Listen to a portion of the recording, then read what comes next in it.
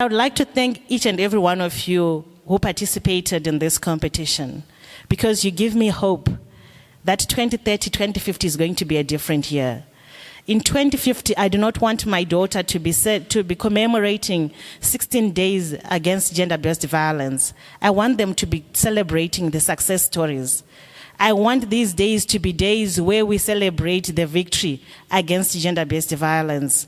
So I'm happy that you even took the initiative to write your poems reflecting on gender-based violence. But I even want to challenge you more to go back into your schools and to speak more about gender-based violence beyond these 16 days where we are commemorating gender-based violence. I want it to be a discussion you have with your friends from January to December every term, and say who are the children within our own school, within our community, who are affected by gender-based violence. Let it be part of the things that you talk about on Snapchat, on Instagram, so that 2030 is going to be a different year. You'll be talking about other challenges, not gender-based violence. It's going to start with you. And I hope even the funding agencies, I was happy that UN Women is here today, that they also see the future in investing in young people. Because it is this young man who is seated here today who is going to be a father, a brother, 10 years, 20 years from now. It is his attitude, it is his practice, it is how he views women that is going to change Zimbabwe, that is going to change the narrative on gender-based violence. Of course, we can continue investing in changing the mindset of the men who are actually perpetuating violence of today. But it is these young people, for me, that holds the future. How much are we even investing in making sure that what he is seeing at home is influenced by a better narrative that we speak to them on gender-based violence?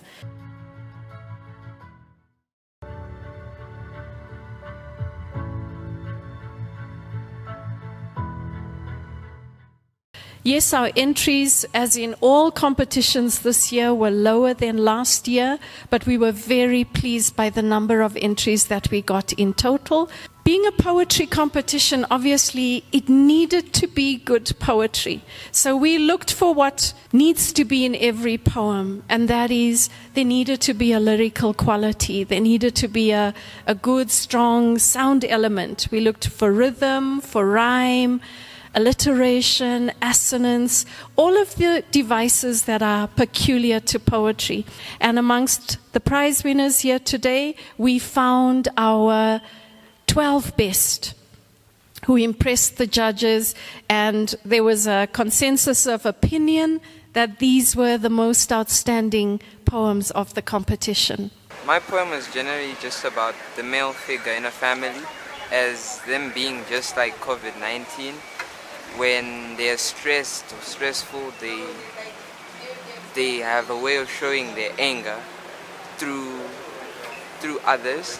Basically, my poem was all about spreading the message on gender-based violence and how it affects a lot of women. And I tried to bring out the pain that women face when they go through such problems. When I was writing my poem, I really wanted to make sure that I highlighted that there are some people who have been through a lot of hardships and that they need people to support them. For many students, the difficulty was incorporating the two elements into the poetry, and one was COVID and the other was gender-based violence. In many of the poems, students went with a leaning towards one and almost excluded the other. And unfortunately, even if the poem was good, it then almost disqualified itself. We wanted to see how the gender-based violence was a result of COVID-19 and the very challenging and novel situation that the entire world found itself in.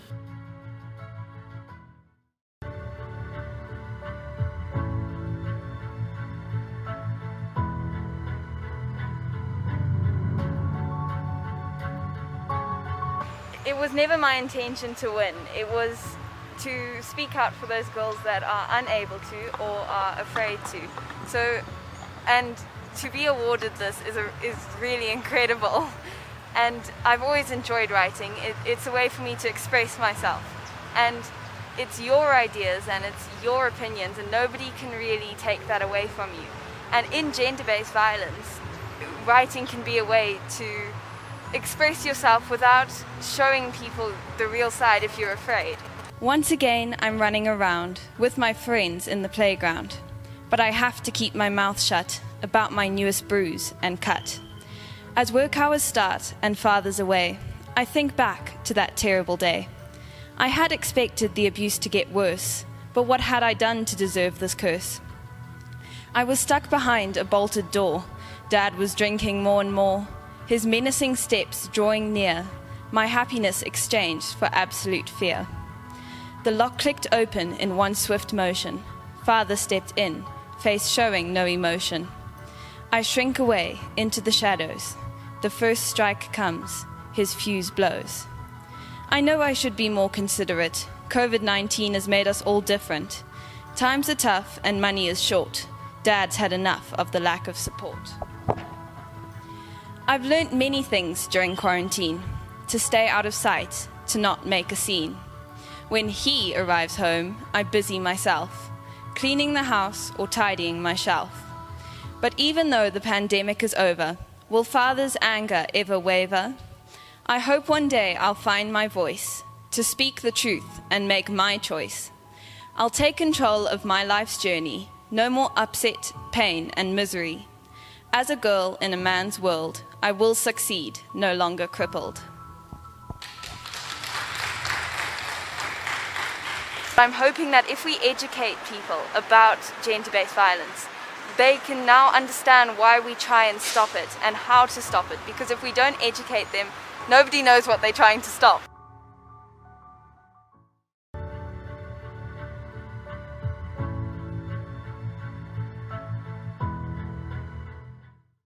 DD4P actually helps, trains people in mentorship.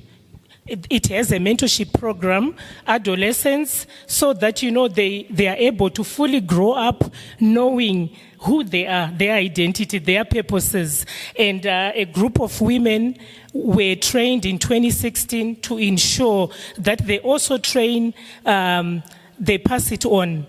They pass it on to the other people to be able to mentor them as well. You find that a lot of women, they are just quiet there. They don't want to talk about it. But through this program, they are then able to realize their potential, to talk about it, to know that they can actually add value in the society. DD4P, for a long time, it targets just women, isn't it? When you talk about abuse, gender-based violence, what comes to people's mind is just the women. But increasingly, we've noted that even the men also go through those challenges. And they've then taken the opinions of other people seriously, who came to say, look, I think the men also needs this program. And then took on the Hillsong program, which is called Strength, which works more or less like the DD4P in helping men, young men, to realize their full potential. You know what? DD4P has a motto: receiving to give.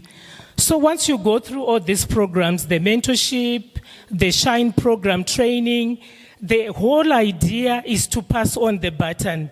We have received since 2016 wonderful poems from different age groups, 13 to 19-year-olds, and later on broken to 13 years to 15-year-olds, 16 years olds to 19-year-olds, in order to have a fair assessment.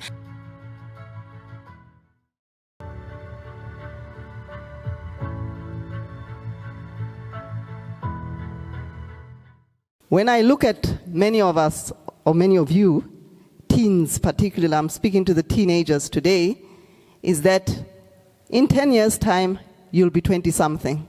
Those of you who are 17 now, you'll be 27, heading towards 30. So have you, for a moment, thought to yourselves where you will be, what you will be doing at that time, and what kind of world you'll be living in? And I'm just going to ask you, yeah? Has it crossed your mind as to how 2030 will find you?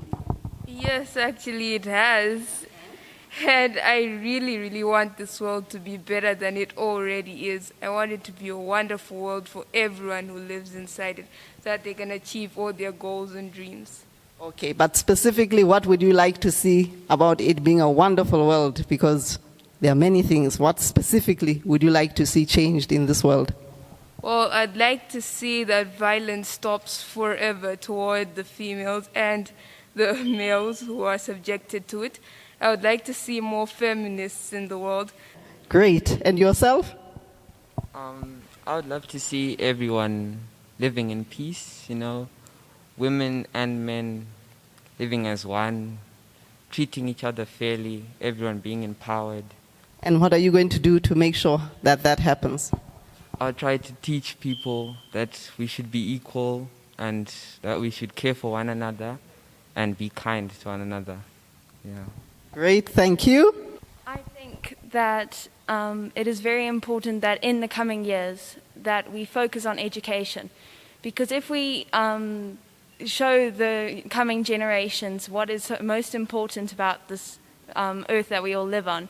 Great, and what are you going to do? I would love to become a teacher one day to help educate the nations about gender-based violence and many other causes. Great, great, great stuff. So you see, I've already picked some very interesting responses. And I think this is exactly the point then. And the point which I'm trying to emphasize here is that each one of us has a role to play.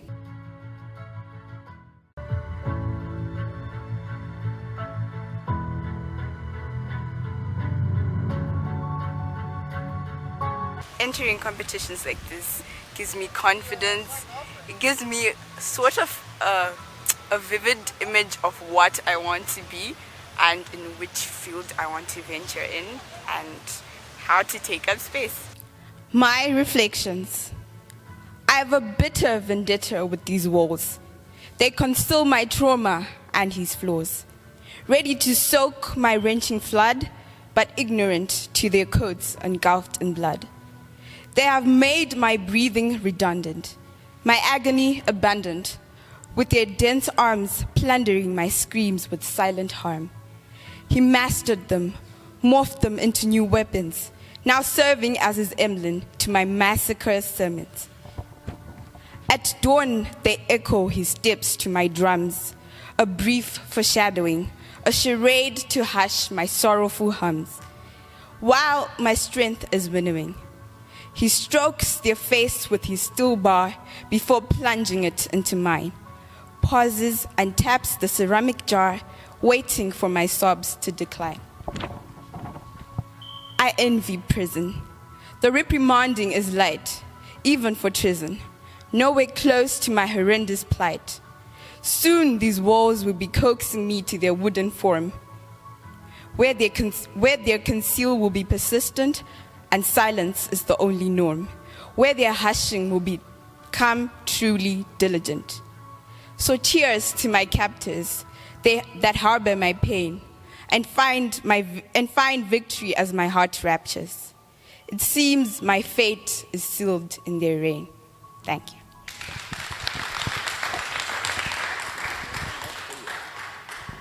I think it's difficult for many others because you have no one to confirm that this is something that you could win with, this is something that's legible to put out.